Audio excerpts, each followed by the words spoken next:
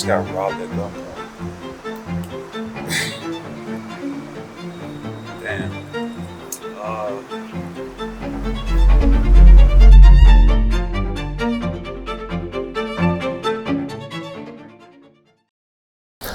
So I used to think influence and attention went kind of hand in hand. And then I started working in photography, and I realized that some of the most influential people are never seen.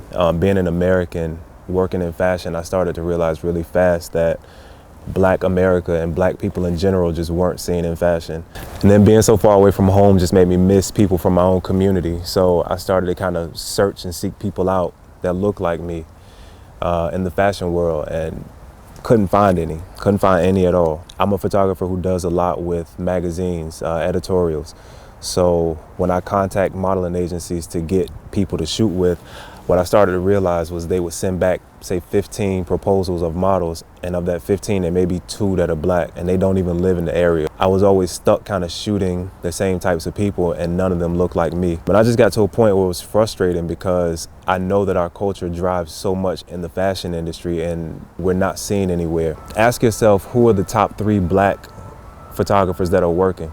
You can't. Shit, I can't. I can't name you the top 3 because there aren't very many. And for a lot of artists, photographers, models, etc., they just want not necessarily a handout, but they just kind of want to be seen on the same level, get as much work, not as the token, one required photographer, but as a working photographer in the same world. And so I had this idea of an exhibition of my own work where I would take Black models around the world, shoot them, and create an exhibition in Paris where the proceeds from it would actually go to opening a photo studio. So that was in 2015, and I just never pulled the trigger because of the money, and then just having to organize everything. It was a super tall feat.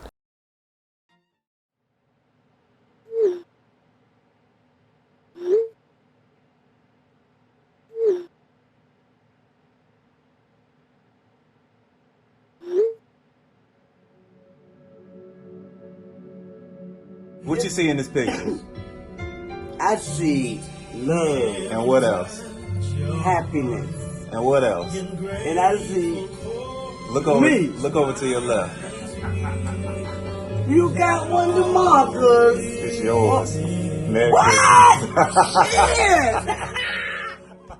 Yeah. The day of my mom's funeral, I just remember sitting there and watching all of her students and coworkers get up and talk about how great of a person she was to them, and just how much she lived life for all of her 57 years. And I just sat there like, fuck it. I'm gonna finally do my project. Like, I got nothing to lose. I know my mom is with me on it, and she would hate it if I ended up in this same place without having followed my dreams the way she did. I didn't want to stay any longer than the funeral day, so cried all day, got on the flight, and I fall asleep, and I had a dream that my mom came to me and she gave me a hug and told me she loved me, and she just gave me a check. I woke up not knowing what it meant, but just happy that I got to see her again.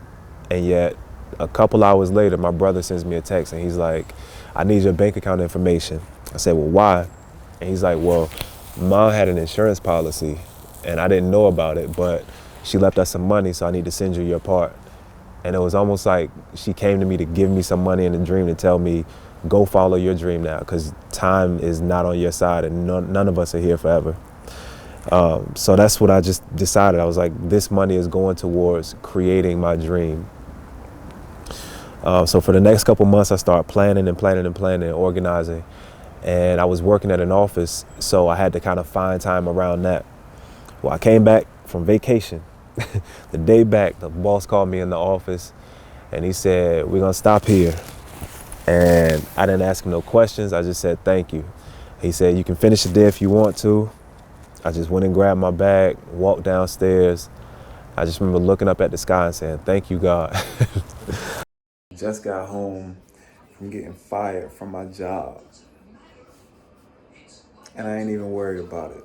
Just said a prayer, talk to God. Now I'm just gonna go kill it. So let's go.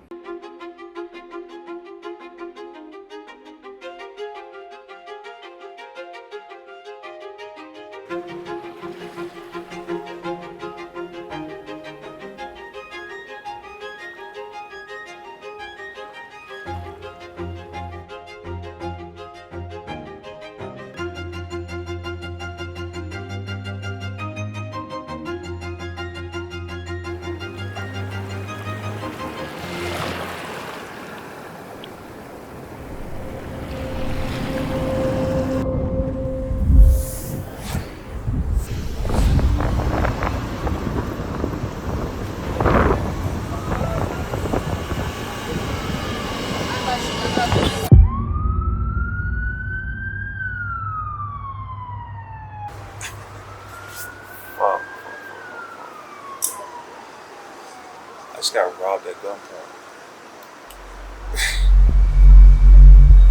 Damn. So basically we're going up to the Statue of Christ. My boy's never been up there, so we just like, fuck it, let's go. So we call an Uber to go to the Statue of Christ, and as we get up there, you know, we're riding up. I'm texting in the back seat. I'm texting my little sister. All of a sudden, this guy like runs out in front of the car, and I thought it was a kid like trying to get some money. You know, it's Brazil, it's pandemic, whatever. So he runs out in front of the Uber, and we kind of hit him a little bit, just enough to nudge him back a step. And he took a step back, and before I could even say like, "Damn, is he okay?" Yo, this nigga lifted up his shirt, pulled out a Chrome 45, pointed it at the car, and just started going off in Portuguese. Dude runs over to the driver's side, and I'm sitting behind the driver. And I'm trying to hide my phone because he's getting stuff from her. He swung the gun around when he saw me move. And he's like, "Give me the phone." I'm just like, "Fuck, fam, you got it, you got it, you got it." My backpack is between my legs. My backpack has my camera in it. My backpack has 2 of my lenses. Fuck everything else in my bag. I don't care about my phone, like whatever. But it's crazy because like the thought of death never crossed my mind. Like I never got scared about that at all. The only thing that crossed my mind was, yo, if he takes my camera, how the fuck am I gonna shoot tomorrow for this book? Like, that's such a crazy thought. But to me, that said all I needed to know about like the path I'm on, the journey I'm on, and what I'm creating. It's crazy to say that, like, I just almost got killed. The only thought was finishing this book in honor of my mother. Like, man, this world is crazy.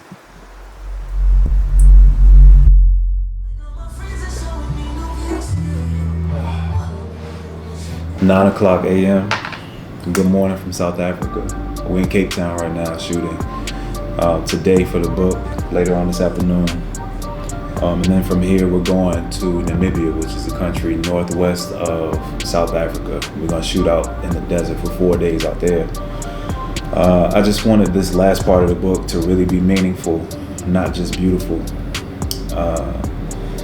Growing up in the States, man, you always hear in the South the derogatory term of go back home, go back to Africa, go back to your country. And it's like, the older I've gotten, I realized like, that's not a derogatory term. I've been here before and it's beautiful. Like, and I don't understand who would not want to be from here. From the cultures to the people, the skin colors, like everything is just amazingly beautiful. So I wanted to come down here and shoot and kind of end the book on that note. It's something I've been working on for so long, mentally, you know, just having everything planned out. And so the past 6 months have kind of, it's drained me, but it's also cool to watch something that you thought of so much, you know, come to life step by step. So I'm just excited, man. Yeah, this is gonna be a lot of fun, man. I'm excited, and I'm excited for you guys to experience it. So yeah, stay with me.